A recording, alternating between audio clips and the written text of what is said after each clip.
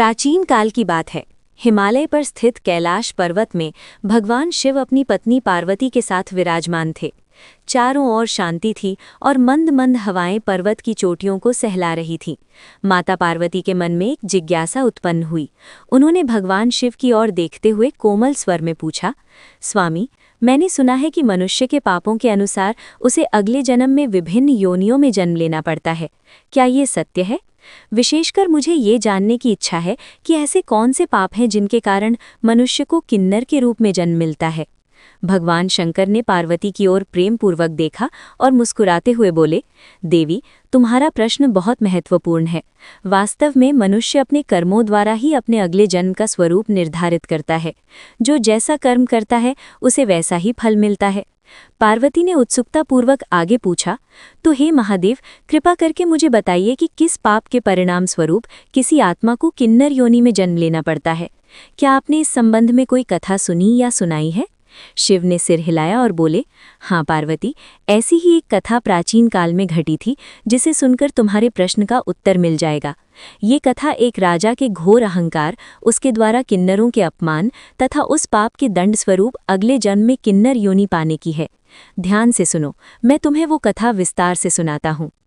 एक समय की बात है। प्राचीन भारत में आनंदपुर नाम का एक समृद्ध राज्य था। उस राज्य के राजा की कीर्ति चारों ओर फैली हुई थी। कहते थे कि राजा बड़े पराक्रमी, धनवान और यशस्वी हैं, लेकिन उतने ही पराक्रमी होते हुए भी राजा के स्वभाव में एक दोष था। उन्हें अपने बल और वैभव का अत्यधिक अहंकार हो गया था। उनके मन में दीन दुखियों के प्रति दया कम और अपने ऐश्वर्य का गर्व अधिक था। प्रजा के प्रति कर्तव्य तो निभाते थे, परंतु अपने को सबसे श्रेष्ठ समझने की भावना ने उनके हृदय में जगह बना ली थी। राजा का नाम वीरसेन था। वे युद्ध कला में निपुण और शास्त्रों की ज्ञाता थे, किंतु उनका अहंकार दिन ब दिन बढ़ता जा रहा था। राज दरबार में मंत्री और पुरोहित कभी कभी राजा को विनम्र रहने की सलाह देते। एक बार राजा के गुरु वृद्ध राज पुरोहित ने समझाया, महाराज, ईश्वर ने आपको अपार धन और शक्ति दी है, लेकिन इसे अपनी देन न समझें। परमात्मा की कृपा से मिला ये अवसर प्रजा की सेवा में लगाएं। अहंकार मानव का सबसे बड़ा शत्रु है। पर वीरसेन ने गुरु की बात को हल्के में लिया और हंसकर टाल दिया। उन्होंने उत्तर दिया, गुरुदेव, मैंने अपने पराक्रम से ये राज्य स्थापित किया है। मेरी वीरता के कारण शत्रु पराजित होते हैं, इसमें ईश्वर का क्या है? राजा की ऐसी बातें सुनकर गुरु चुप हो गए, पर उन्होंने मन ही मन अनिष्ट की आशंका महसूस की। उसी राज्य में राजमहल के निकट ही कुछ किन्नर निवास करते थे। वे समय समय पर नगर में उत्सव और शुभ कार्य पर आशीर्वाद देने आया करते थे। उस समय समाज में किन्नरों को लेकर अनेक भ्रांतियां थीं। कुछ लोग उनका सम्मान करते तो कुछ लोग उनका उपहास उड़ाते। राजा वीरसेन भी उन लोगों में से थे जो किन्नरों को हेय दृष्टि से देखते थे। उन्हें नृत्य और गीत में रुचि रखने वाले ये किन्नर तुच्छ लगते थे। उन्होंने कभी सोचा भी नहीं था कि इनका आशीर्वाद या शाप कोई असर रखता है। राजा अक्सर उनके आने जाने पर रोक लगाने को कहते और दरबारियों के सामने किन्नर समाज का मजाक उड़ाते थे। एक दिन राजा वीरसेन के महल में हर्ष का माहौल था। राजमहल में एक पुत्र का जन्म हुआ था। राजा के घर में वर्षों बाद संतान आई थी। इस शुभ अवसर पर पूरे राज्य में उत्सव मनाया जा रहा था। दूर दूर से नर्तक, गायक, साधु संत बधाई देने आ रहे थे। महल को फूलों और दीपों से सजाया गया। प्रजाजनों को दान दक्षिणा बांटी जा रही थी। शुभ समाचार सुनकर नगर में रहने वाले किन्नरों का समूह भी राजमहल पहुंचा। उनकी परंपरा थी कि वे ऐसे अवसर पर नृत्य गीत प्रस्तुत करके नवजात शिशु को आशीर्वाद देते और बदले में उपहार या नकद इनाम पाते। राजमहल के द्वार पर किन्नरों का दल रंग बिरंगे परिधानों में पहुंचा। उनके गुरु माँ चंपा जी आगे थीं, जिनकी आयु मध्यकाल की थी और चेहरे पर अनुभव की झुर्रियां थीं। बाकी किन्नर तालियां बजाते हुए जन्मोत्सव के गीत गाने लगे। लल्ला हुआ हमारे राजा के आंगन, सबको सुख मिले, सदा भोलेनाथ का वरदर्शन। उनकी आवाज़ों में खुशियां थीं। महल के द्वारपाल उन्हें पहचानते थे और अंदर ले जाने ही वाले थे कि तभी राजा वीरसेन को इस बात का पता चला। राजा को ये नागवार गुजरा कि किन्नर महल के भीतर आए। क्रोध में भरकर राजा स्वयं महल के द्वार पर पहुंचे। किन्नरों को देखते ही राजा का चेहरा तमतमा गया। उन्होंने कठोर स्वर में कहा, ठहरो, महल के अंदर कदम मत रखना। किन्नरों का गीत सहसा रुक गया। गुरु माँ चंपा ने हाथ जोड़कर विनम्र स्वर में कहा, महाराज, हम आपके राजकुमार को आशीष देने आए हैं। हमारी ये परंपरा है कि हम शुभ अवसरों पर आकर खुशी बांटते हैं और आपका आशीर्वाद प्राप्त करते हैं। कृपया हमें दर्शन और आशीर्वाद का अवसर दें। राजा वीरसेन ने क्रोधपूर्ण निगाहों से उन सबको देखा और बोले, तुम लोगों की हिम्मत कैसे हुई महल में आने की? निकल जाओ यहाँ से, हमें तुम्हारे आशीर्वाद की आवश्यकता नहीं। एक युवा किन्नर जो किन्नरों के समूह में पीछे खड़ी थी, उसने आगे बढ़कर कहना चाहा, महाराज, हम तो समाज के ही अंग हैं, कृपा करके नवजात शिशु को शुभाशीष ग्रहण करने दीजिए। लेकिन राजा ने उसकी बात बीच में ही काट दी। चुप रहो, राजा गरज कर बोले, तुम लोग न स्त्री हो न पुरुष, न जाने किस पाप के फलस्वरूप तुम ऐसी दशा में जन्मे हो। हमारे राजमहल की पवित्रता भंग मत करो। राजा के मुख से ऐसे कठोर वचन सुनकर सारे किन्नर सन्न रह गए। उन्होंने सोचा भी न था कि प्रसन्न चित्त माहौल में उनके साथ ऐसा अपमान होगा। कुछ महल के सेवक और मंत्री भी ये देख रहे थे, पर राजा के क्रोध के आगे कोई बोलने का साहस नहीं कर पाया। गुरुमाँ चंपा की आंखों में आंसू आ गए।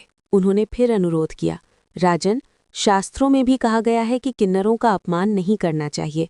हम तो ईश्वर की संतानें हैं। अगर आप हमें दान नहीं देना चाहते तो मत दें, पर यूं दुत्कार्य नहीं। इस पर राजा ने ठहाका मारकर हंसते हुए कहा, शास्त्र? मुझे इन तृतीय पंथियों के लिए लिखे शास्त्रों का ज्ञान नहीं चाहिए। मेरे दरबार से दूर हो जाओ। भीख का तमाशा कहीं और जाकर करना। राजा के द्वारपाल और सैनिक राजा का आदेश पाकर किन्नरों को महल के प्रवेश द्वार से पीछे हटाने लगे। कुछ सिपाहियों ने व्यंग्य करते हुए ताली बजाकर उनका उपहास किया। अपमानित होकर किन्नरों का समूह वहां से जाने लगा। जाते जाते गुरुमाँ चंपा ने दुखी स्वर में परंतु ऊंची आवाज में कहा, महाराज वीरसेन, हम तो जाते हैं, पर ऊपर वाला सब देख रहा है। आपने हमारी शुभकामनाओं को ठुकराकर हमारा और हमारे देवी देवताओं का अपमान किया है। याद रखिए, ईश्वर सबको समान बनाता है और जो किसी का अपमान करता है उसे उसका दंड अवश्य मिलता है।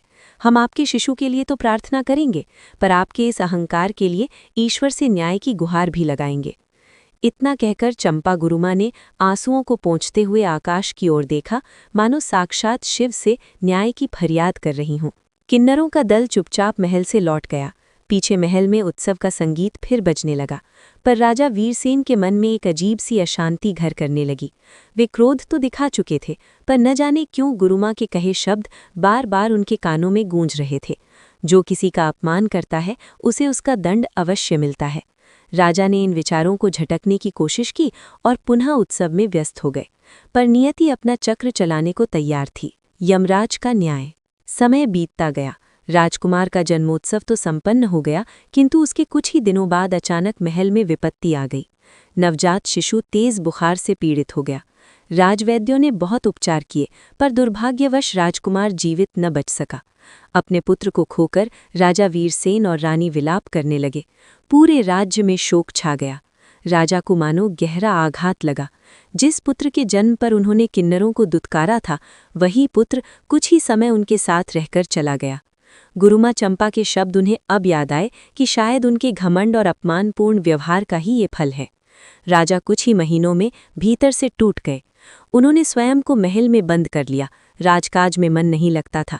जब तब उन्हें द्वार पर खड़े किन्नरों की आकृतियां याद आ जाती और अपने कठोर शब्द कानों में गूंजते। धीरे धीरे राजा की तबीयत भी बिगड़ने लगी। राज्य की चिंता, पुत्र शोक और आत्मग्लानि ने उन्हें बीमार कर दिया। एक दिन राजा वीरसेन बिस्तर से उठ न सके। राजवैद्य ने देखा कि राजा के जीवन के दिन पूरे हो चुके हैं। रानी और रिश्तेदार शोक में घिर गए। अंततः उस अहंकारी राजा ने प्राण त्याग दिए। जैसे ही राजा वीरसेन ने शरीर छोड़ा, उनकी आत्मा अंधकार में एक सुरंग जैसे रास्ते से होती हुई यमलोक पहुंची।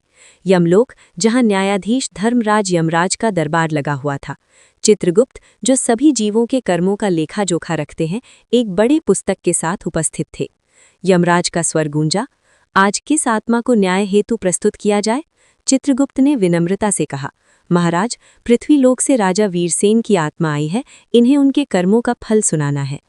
यमराज के आदेश पर वीरसेन की आत्मा को दरबार में लाया गया। राजा वीरसेन की आत्मा अभी भी भ्रम में थी। उसे समझ नहीं आ रहा था कि वो कहाँ है। उसने अपने सामने सिंहासन पर यमराज को विराजमान देखा, हाथ में दंड पकड़े, भयंकर रूप, किंतु न्यायकारी मुखमुद्रा। चारों ओर यमदूत एवं सहचरों की सभा थी। भयभीत होकर वीरसेन की आत्मा ने कांपते हुए हाथ जोड़ लिए। यमराज ने गंभीर वाणी में पूछा, क्या तुम जानते हो कि तुम कहाँ हो? आत्मा ने धीमे स्वर में उत्तर दिया, महाराज, मैं ये यमलोक तो पहचानता हूँ। मैं मृत्यु को प्राप्त हुआ हूँ, ये समझ रहा हूँ। कृपया मेरे साथ न्याय कीजिए। यमराज ने एक पल को उसके पिछले जीवन को दृष्टि से देखा और फिर चित्रगुप्त को आदेश दिया, इनके जीवन के कर्मों का लेखा सुनाओ। चित्रगुप्त ने अपना भारी खाता बही खोला और पढ़ना शुरू किया। राजा वीरसेन, राज्य आनंदपुर के राजा। इन्होंने अपने जीवन में कुछ पुण्य भी किए हैं, यज्ञ, दान, प्रजापालन आदि, किंतु अनेक पाप कर्म भी किए हैं। अहंकारवश इन्होंने कई बार छोटे राजाओं को अपमानित किया, अनावश्यक युद्ध किए जिनमें निर्दोष मारे गए। सबसे बढ़कर इन्होंने किन्नरों का तिरस्कार किया और उन्हें अपशब्द कहे। एक अवसर पर जब किन्नरों का समूह इनके पुत्र को आशीर्वाद देने आया तो राजा ने उनका बड़ा अपमान किया, उन्हें महल से दुत्कार कर भगा दिया। इन कर्मों का फल इन्हें भोगना होगा। इतना सुनते ही राजा वीरसेन की आत्मा को पिछले जीवन की वो घटना पूरी तरह स्मरण आ गई। उसे ज्ञात था कि उसने क्रोध में आकर किन्नर समुदाय के साथ कितना बुरा व्यवहार किया था। आत्मा ग्लानि से भर उठी। वो गिड़गिड़ाकर यमराज से बोली, धर्मराज, मुझसे भारी भूल हुई है। मैंने अज्ञानता और अहंकार में किन्नरों का अपमान किया है। कृपया करके मुझे क्षमा कर दें। मैं कोई भी दंड भुगतने को तैयार हूँ, बस मुझे नरक की आग में न जलाएं। यमराज की भ्रिकुटी तन गई। वे गंभीर स्वर में बोले, वीरसेन, ईश्वर की सृष्टि में सभी मनुष्य समान हैं। तुमने अपने आप को सर्वोपरि समझकर दूसरों का तिरस्कार किया, विशेषकर उन किन्नरों का जो कि किसी दोष के कारण नहीं बल्कि परमात्मा की इच्छा से उस रूप में जन्मे थे। तुम्हारे घोर अहंकार के कारण तुम्हें अपने ही पुत्र को खोना पड़ा, जो तुम्हारे जीवन में पहली सजा थी। परंतु कर्मों का पूरा फल अभी मिलना शेष है। कांपती हुई आत्मा ने पूछा, महाराज, मेरा क्या होगा? यमराज ने घोषणा की, तुम्हें अपने पापों के प्रायश्चित हेतु पुनर्जन्म लेना होगा। अपने अहंकार और किन्नरों के अपमान के दंड स्वरूप तुम्हारा अगला जन्म मानव योनि में तो होगा, परंतु न पुरुष के रूप में न स्त्री के रूप में। तुम पृथ्वी पर किन्नर रूप में जन्म लोगे, ताकि जिस पीड़ा और तिरस्कार को तुमने उनके जीवन का भाग समझकर अनदेखा किया, वो तुम्हें स्वयं अनुभव हो सके। यही तुम्हारे कर्मों का न्याय है। यमराज के इस निर्णय से वीरसेन की आत्मा चीख उठी, नहीं, कृपा करके ऐसा दंड मत दीजिए महाराज। मुझे किन्नर बनाकर पृथ्वी पर मत भेजिए। लोग मेरा उपहास करेंगे, मैं तिरस्कार और वेदना में जीऊंगा। धर्मराज यम ने कठोर वाणी में उत्तर दिया, जब तुम पृथ्वी पर राजा थे तब तुमने भी तो किन्नरों को ऐसा ही कष्ट दिया था। क्या उस समय तुम्हें दया आई थी? अब पश्चाताप का समय बीत चुका है। तुम्हें अपने ही कर्मों का फल भोगना होगा। यही परम नियम है। यमराज ने दंडाधिकारी चित्रगुप्त को संकेत दिया, इनकी आत्मा को अगले जन्म के लिए ले जाओ और सुनिश्चित करो कि इन्हें मनुष्य लोक में किन्नर के रूप में फल मिले। चित्रगुप्त ने जो आज्ञा कहते हुए दूतों को इशारा किया। 2 यमदूत आगे बढ़े और राजा की आत्मा को ले जाने लगे। वीरसेन की आत्मा विलाप करते, क्षमा मांगते हुए यमदूतों के साथ चली गई। यमसभा में सन्नाटा छा गया। यमराज ने भी एक गहरी सांस ली, जैसे वह भी न्याय करते समय कठोर अवश्य थे, पर अंतर्मन में दया का अनुभव कर रहे हों। उन्होंने सोचा कि शायद यही ईश्वर की मर्जी है कि आत्मा अपने किए का फल भोगकर सीख ले। धरती लोक पर कुछ समय पश्चात एक नए जीवन ने जन्म लिया। आनंदपुर राज्य में ही एक सामान्य परिवार में एक शिशु ने आंखें खोली। ये वही आत्मा थी जिसे राजा वीरसेन के रूप में अपने पापों के फल भोगने फिर से भेजा गया था। उस बच्चे के जन्म के समय घर में उतनी खुशी नहीं मनाई गई जितनी राजा के पुत्र के जन्म पर हुई थी। कारण ये था कि वह बालक शारीरिक रूप से पूर्णतः न तो लड़का था न लड़की। परिवार वालों ने देखा कि शिशु किन्नर स्वरूप लेकर जन्मा है। पिता का सिर शर्म से झुक गया और माता की आंखें आंसू से भर आईं। दाई माइयों में खुसर फुसर होने लगी। बड़ा ही अपशकुन है, घर में हिजड़ा पैदा हुआ है। नाते रिश्तेदारों ने आकर बच्चे को देखा तो कुछ ने सहानुभूति जताई, कुछ ने केवल अफसोस भरी निगाहों से माता पिता को देखा। बालक के पिता रमेश ने सामाजिक लोकलाज के भय से निर्णय किया कि वे इस बच्चे को पाल नहीं पाएंगे। उसने भारी मन से अपनी पत्नी से कहा, हम इसे कैसे रखेंगे?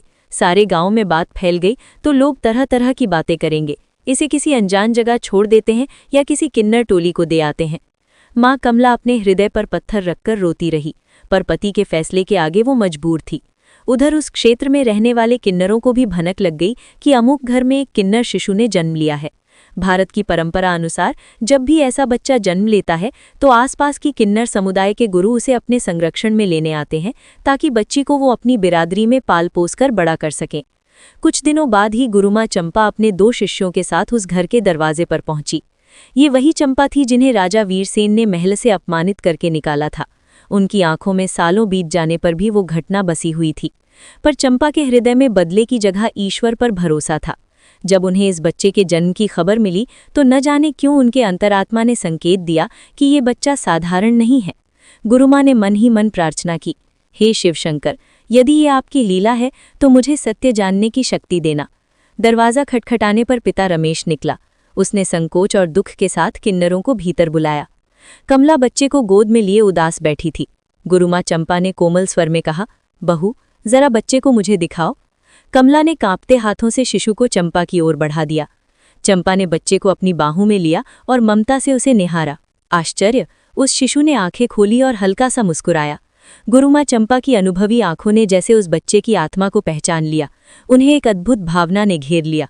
उन्हें लगा जैसे वर्षों पहले का वह अहंकारी राजा वीरसेन आज उनकी गोद में एक निर्दोष बच्चे के रूप में है।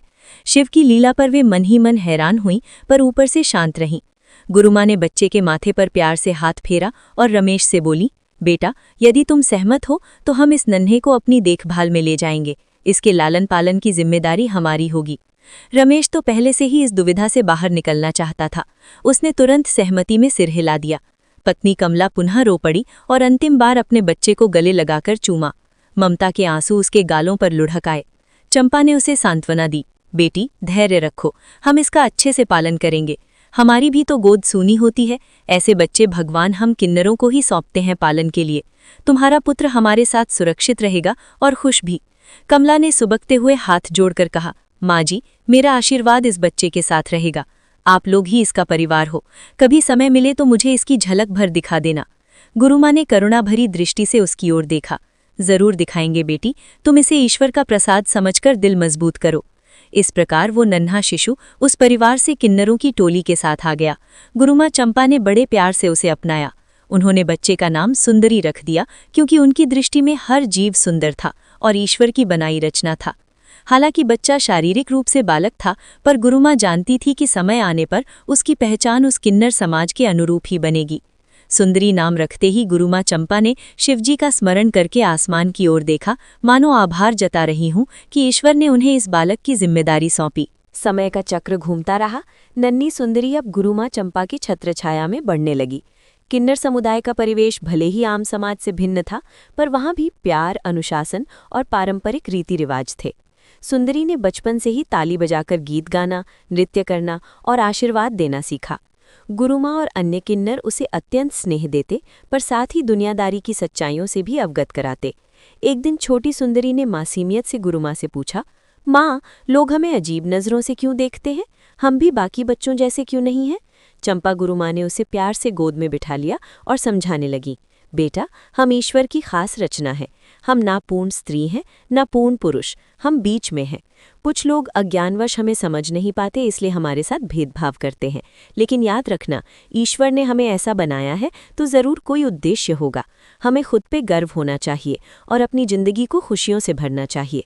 सुंदरी ने भोलेपन से सिर हिलाया, पर पूरी तरह बात नहीं समझी। जब सुंदरी कुछ बड़ी हुई तो कभी कभी उसमें बचपन से ही एक दृढ़ता और अनूठा स्वभाव झलकता था। जहाँ बाकी किन्नर बच्चे खिलौनों से खेलते, सुंदरी को महल और राजा रानी की कहानियों में रुचि थी। वो लकड़ी से एक ताज बनाकर अपने सिर पे रख लेती और काल्पनिक राज दरबार लगा लेती। गुरुमाँ हंसते हुए देखती कि सुंदरी खेल खेल में अपने साथी बच्चों को आदेश दे रही है, मानो स्वयं राजा हो। उन्हें मन ही मन ये अचरज हुआ कि कहीं इसके पूर्वजन्म की कोई छाया तो इसके मन पर नहीं है, पर वे इन बातों को ईश्वर पर छोड़ देती। कभी कभी सुंदरी के स्वभाव में जिद और क्रोध भी दिखता। एक बार पास के गांव में होली का त्योहार था। सारे किन्नर समूह को निमंत्रण नहीं मिला, फिर भी परंपरा अनुसार वे खुशी बांटने गए। गांव में कुछ शरारती युवकों ने उन्हें देखकर भद्दी टिप्पणियां की और पत्थर फेंके। बाकी किन्नर डर कर पीछे हट गए, पर छोटी सुंदरी ने गुस्से में आकर एक युवक को जोर से डांट दिया, तुम हमें क्यों सताते हो? भगवान ने हमें ऐसा बनाया, इसमें हमारी क्या गलती है? ये सुनकर वे युवक हंसते हुए भाग गए। गुरुमाँ ने सुंदरी को समझाया, बेटा, कुछ लोगों का हृदय पत्थर होता है, उनके लिए क्रोधित होने से कुछ नहीं मिलेगा, हमें धैर्य रखना चाहिए। सुंदरी रोषपूर्ण स्वर में बोली, लेकिन माँ, वे हमारा अपमान क्यों करते हैं? क्या हम इंसान नहीं? गुरुमाँ ने आह भरकर कहा, हम इंसान हैं, पर दुनिया को समझने में समय लगेगा। तुम्हें इन सब से ऊपर उठकर अपने को मजबूत बनाना है। सुंदरी को गुरुमाँ संगीत और नृत्य की शिक्षा देती रहीं। उसकी आवाज़ बहुत मधुर थी और नृत्य में भी निपुणता आने लगी। धीरे धीरे पूरे क्षेत्र में सुंदरी की खूबियों की चर्चा होने लगी कि चंपा गुरुमाँ की चेली बहुत सुरीला गाती है और मनमोहक नृत्य करती है।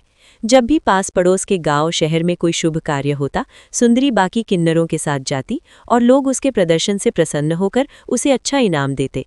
इन नेक उपहारों से किन्नर समुदाय का जीवन यापन होता था। सुंदरी अब युवा होने को आई थी। उसके मन में बचपन के प्रश्न धीरे धीरे फिर उठने लगे। मेरे माता पिता कौन थे, मेरा नाम सुंदरी कैसे पड़ा, इत्यादि। गुरुमाँ अधिकतर प्रश्नों का उत्तर तो प्यार से देती, पर सुंदरी के जन परिवार की बात को टाल जाती। उन्हें निर्देश था कि जब तक समय उचित न हो, सुंदरी को उसके जन्म और पूर्व जन्म की सच्चाई न बताएं।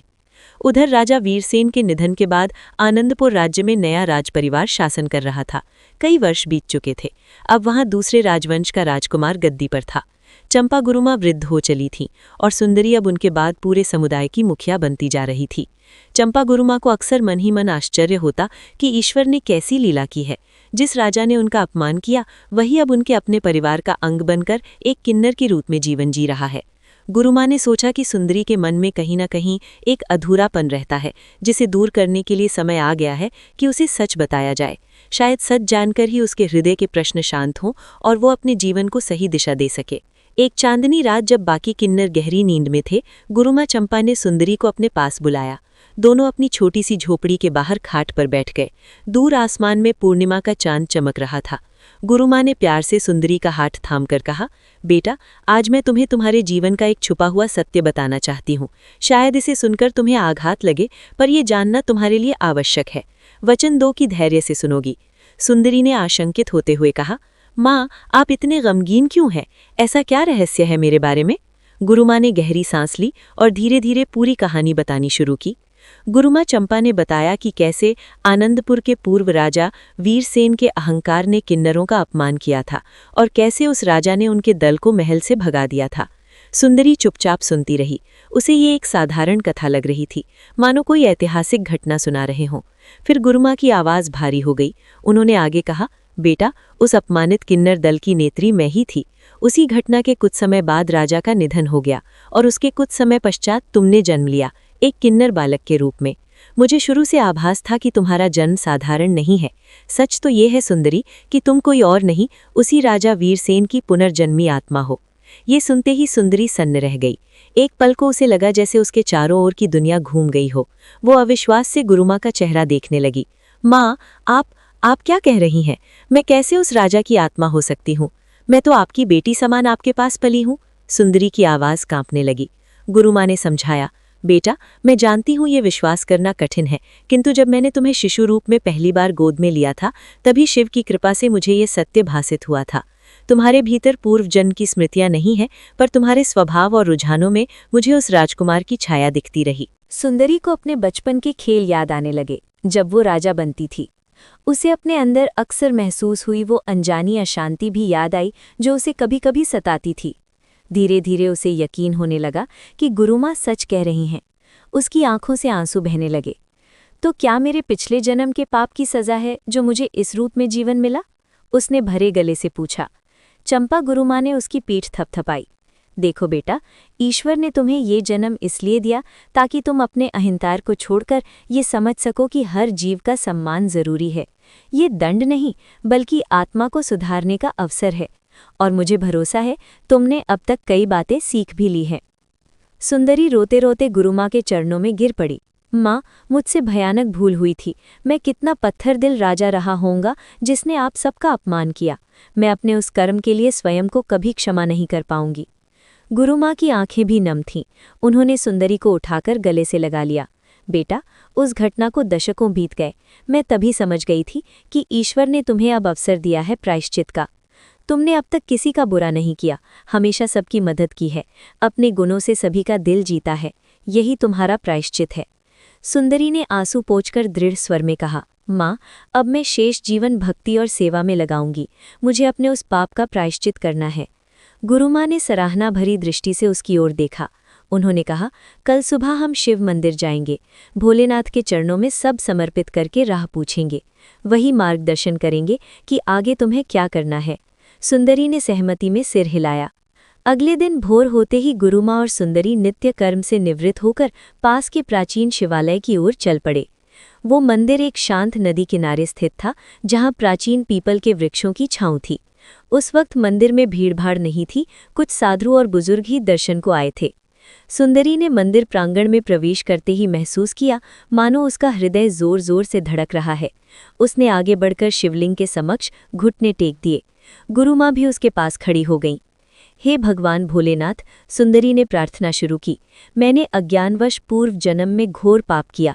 मैंने आपकी ही रचित संतानों का अपमान किया और स्वयं को बड़ा समझा।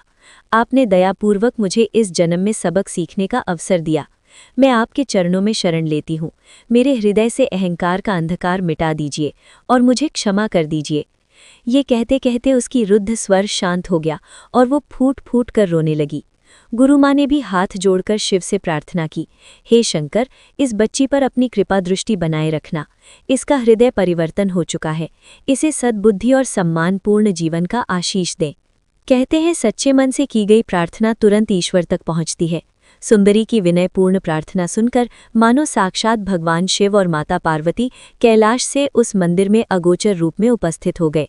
शिवजी अपनी दिव्य दृष्टि से देख रहे थे कि उनका भक्त किस प्रकार पश्चाताप की अग्नि में तपकर शुद्ध हो रहा है।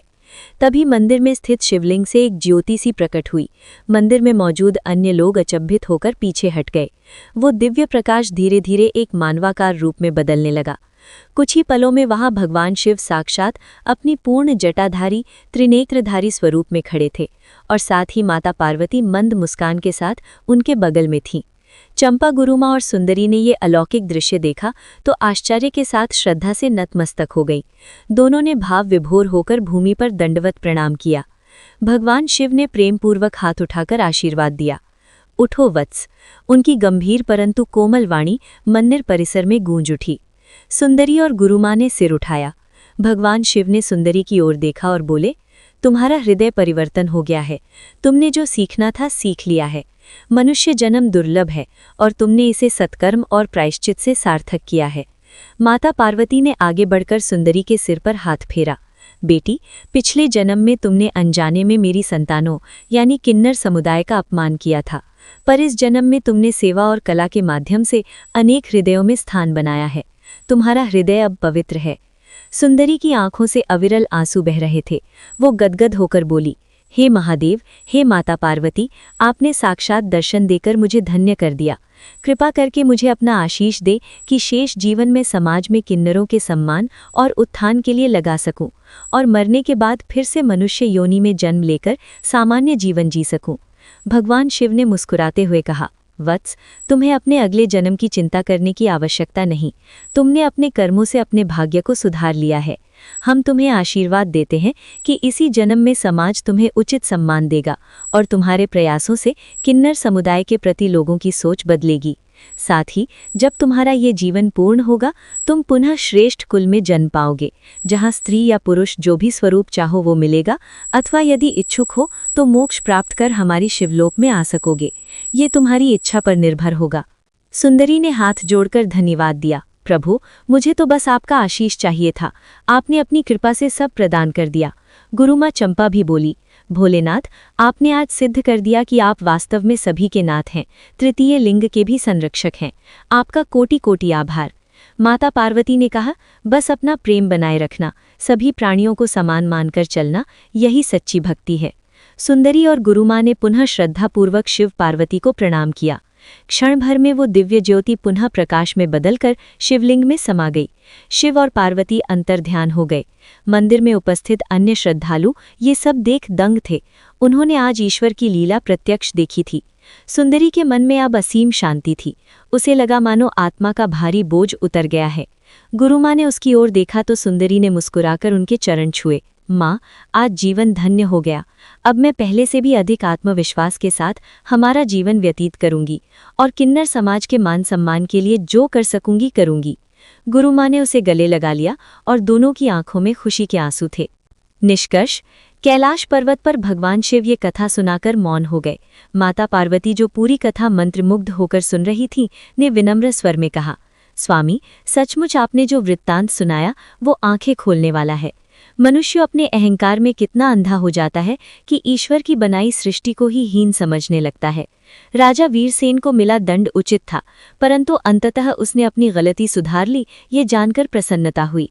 भगवान शिव ने मुस्कुराते हुए उत्तर दिया, देवी, यही इस कथा का संदेश है कि हमें किसी को भी तुच्छ समझकर अपमान नहीं करना चाहिए। किन्नर भी मेरी सृष्टि का अंग है, उनमें भी मेरा अंश है। जो व्यक्ति उनका या किसी भी निरीह का अपमान करता है, उसे अपने कर्मों का कठोर फल मिलता है। पार्वती ने सहमति में सिर हिलाया, और साथ ही ये भी कि पश्चाताप और सुधार के लिए ईश्वर सदा मौका देते हैं, बशर्ते इंसान अपना अहंकार त्याग दे। शिव ने कहा, बिल्कुल ठीक। राजा वीरसेन ने अगले जन्म में कष्ट भोगकर अपनी आत्मा को शुद्ध किया और अंततः क्षमा एवं आशीर्वाद का पात्र बना। पार्वती बोली, भविष्य में जो कोई ये कथा सुनेगा वो अवश्य ही किन्नरों के प्रति अपने विचार बदलने को प्रेरित होगा। शिव ने वरद मुद्रा में हाथ उठाकर कहा, कल्याण हो। हिमालय की पर्वत श्रृंखलाएं ओमकार की ध्वनि से गूंज उठीं, मानो सारा ब्रह्मांड इस शिक्षा को आत्मसात कर रहा हो। इस प्रकार ये पौराणिक कथा हमें सिखाती है कि घमंड और भेदभाव सबसे बड़े पाप है। मनुष्य को चाहिए कि वो हर जीव का आदर करे, क्योंकि सभी ईश्वर की संतानें हैं।